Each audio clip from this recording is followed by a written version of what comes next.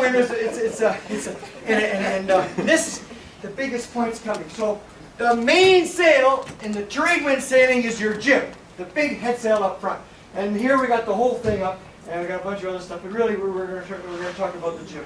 You know, I told. We'll talk about it in a second. I told. The jib. If the jib is, we got two jibs actually. We got the roller furling jib and we got the drifter jib. The drifter jib, as I mentioned, is 2.5 ounces, 125% of the fore triangle, versus the jib is only 115%. Either one can't, when the spinnaker poles are put out and up, the roller furling jib and the drifter, neither one can be any bigger because you can't go any further back with your poles, right? So you can't. There's no point in having a great big. The days of the 150%, you know what? No offense. It was done. It's over. Forget the 150%, 151% of the PHRF allowed you to have. The Genoa is no good up there because it's too bloody heavy to hold itself in any kind of a seaway, flopping under 6 knots, and so you need a light air sail, i.e. a drifter, right? That's big enough to do this. And you got to furl it in. And if it's light enough to fly in light air, you wouldn't be able to carry it in big downwind conditions. This is a critical little detail here. See this here little line here? Does it run here? This actually comes from the bow here, in there. This is the aft end of the continuous line furler that's mated with the spectral luff inside the drifter. Now here is the biggest pearl of the whole thing. This is a major change, got to make a change. This is disruptive technology which is going to put spinnakers for us to bed. It's already put them to bed in the Volvo and the Vendee. You don't see them guys flying spinnakers because their boats are going so doggone fast. It's hopeless.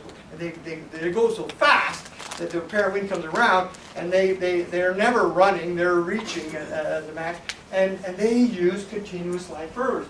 Here's the one end of Terwin's continuous line furler that's connected to the drifter, and there's the other half, right here. Sweet! Look how tiny that thing is compared to this big monster, right? So anyhow, they both do the same job. The Staysail here is just hanked on in tipping our hat to the old boys, you know, because that's cool. It's so good. It's no problem. Because it's on the foredeck anyway. I don't mind that. But the two roller furling jibs, the roller furling jib and the drifter with the spectral up and the roller furling, we can run both of these. We can titrate them to the conditions from the cockpit. Hello.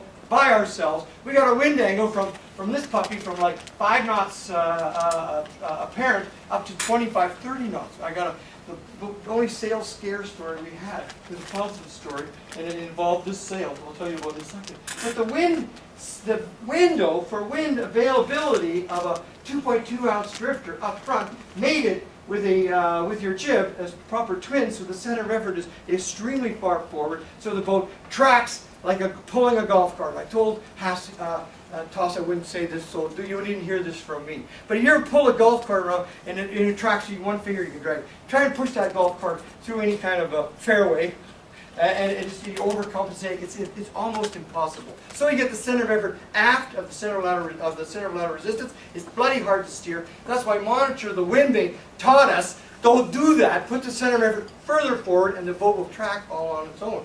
So how do you do that? You need a sail that you can put up, you know that you can take down in whatever conditions.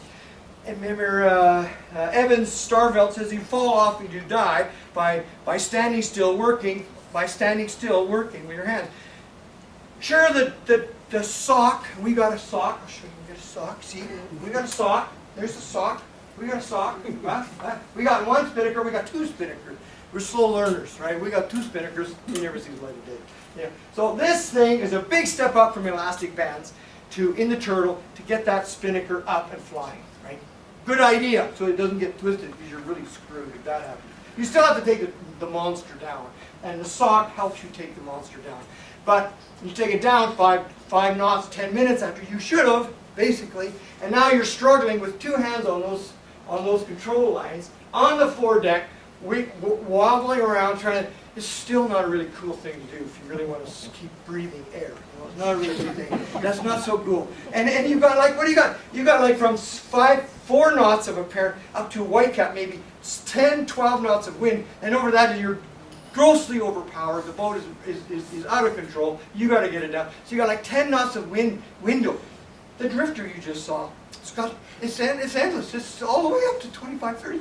And what I'm trying to say is the continuous line furler on a drifter with a spectral luff can be titrated from the cockpit to a little hanky if it's blowing 25 knots to the great big 125% if it's blowing 6 knots. And you can mate it with their fraternal non-identical twins. You can mate it with the roller furling jib, right, with its roller furling. So from the cockpit you can titrate and make that athwart ship downwind, trade wind, sailing, sail plan safely, and you do more miles because you're more gutsy, because you can, we all embrace risk. Who doesn't speed up when you're driving from gravel onto pavement? As soon as you get onto pavement, you go faster, right? You get to gravel, you slow down. We all embrace a certain amount of risk. You may not know it, but it's easy. We embrace risk. There's a certain risk.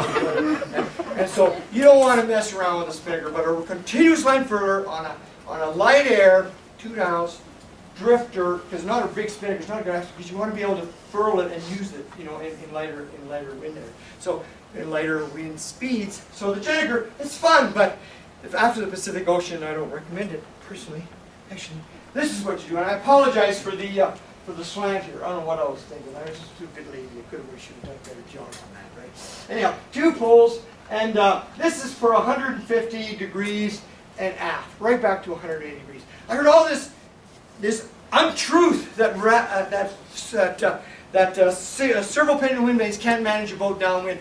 Bullshit. They just don't know how to trim the boat. Your wind tracks on her own. It's 3 knots apparent. She's tracking downwind happily at whatever angle we want. No problem. You just got to. It'll teach you what to make it happen. And there's a few white caps out there. We got all our sails out.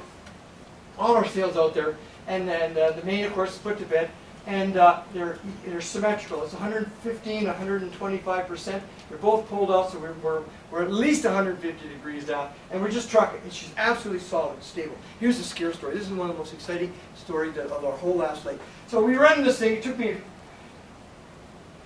took us a couple thousand miles to figure this out, and it really was safe. It wasn't that difficult to really set it up. And and the other thing about this is the poles are like 10, 12 feet off the deck, right? The boom is like 6 feet, 4 feet off the deck. When the boat is in those big swells, the boom, like, whoa! I've heard a couple of boats that have mangled themselves when that boom dips in the seas. It's really easy to do, even anybody's boat. So we don't like that boom hanging out over there. So we like these guys because they're nice and high up on it. If there's any kind of rolling, and there's rolling, they're out of the breeze. But so this night, so we're somewhere between St. Helena and South America, and the wind's piping up, and we've been titrating these things down to about yay size, right? Like yo's or whatever. And in the evening, it's perfect in the daytime. In the afternoon, the wind builds, and then it usually dies down in the evening. And you hate to put it all to bed because you got all perfect, and then you bring it down a little bit in the evening, but you don't want to be too cocky in the night. But we don't want to take these poles down either, because that's big. We can leave the poles up and put the sails to bed and go bare bones, right? Downwind, no problem. Leave the poles up and get them in the morning, right? It's all good. Anyhow, we didn't quite get it down, and then we piped, and I will never forget. I'm sure probably will never forget. The both of us, we in our harnesses, but we're not in the cockpit. We're standing in the companionway, shivering, watching this thing go by, and it's just coming at you. The wind's going up and up and up and up. The boat's we got it right down. Now we don't want to touch anything because we're fearing you screw it all up. Right? And I kid you not, the boat was doing 8 knots, and we got like 23 knots apparent. So we're going 30 knots of wind with these 2 guys up flying. Dead downwind. I know why we didn't do it, because we're only a day away from Fernando de Noronha or whatever. So we didn't want to put one to bed and reach up, and we really wanted the rum line was downwind right at and we were just in position. We didn't want to go off and then jerk around and not get to the landfall at the right time.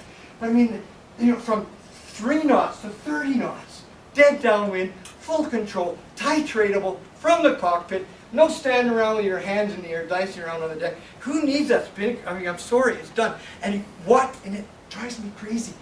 That's why this is so good, because there's no money involved here, right? It breaks my heart. It breaks my heart that one of the greatest guys on is peddling these frigging spinnakers at us. I won't mention any names. You may know Parasail. He's written all kinds of books and atlases, and he's always peddling this frigging parasailer. And we know we've got every single boat. I don't know how many boats we've interviewed, chit-chat. Could be a couple hundred maybe. One boat had a parasailer. You know, the spinnaker, triple price spinnaker with a wing built in the middle of it. You know, garbage. It's a lie. You got to have it. How can you be out there? You don't want it. In fact, you don't want a spinnaker. Period. You want a 2.5-ounce drifter that you can put out opposite the roller furling jib, so you can furl them both in, and then you too. It looks like cheerwing, but it's not. Isn't she beautiful? Yeah. She was built in Philadelphia. She fought in the Civil War. She actually has an engine down there, but like us, she never used it. Anyhow, she survived. She fought real battle. She put those slavers to bed, and she blockaded a couple of Civil War harbors and stuff. She turned into a training ship, and unfortunately, she burned to death in Guantanamo Bay in the early 1900s. But she just looks so much like Joanna. I couldn't resist it. It's not about sail shape. You get the right furl. When it's downwind, it's square surface area. It's not gonna have just the right. You can't furl that drifter. You lose all the shape. Bullshit. It's just a sheet out there. You could have a tarp out there downwind, and it would track downwind. Don't listen to them. You know, we come from this coastal community where all sailboat races are one to windward, and all the chit chat is all about getting to windward as quick as at the right angle. That you got to have just the right, you know, and the winds aren't really strong, so you really got to maximize what little sails you got because the wind is so light. Out there you got so much wind, you don't need to worry about that. And you're downwind 240 out of 250 days. You don't need that. You just need square surface area. Okay.